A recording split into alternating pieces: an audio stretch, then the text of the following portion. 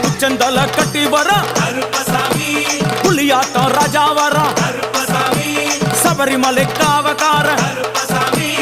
அங்காரமாய் ஓடி வர தமிழ்நாட்டு எல்லையிலே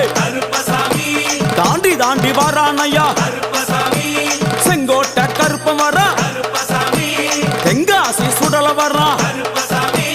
ஆம்பூர் சுடல வர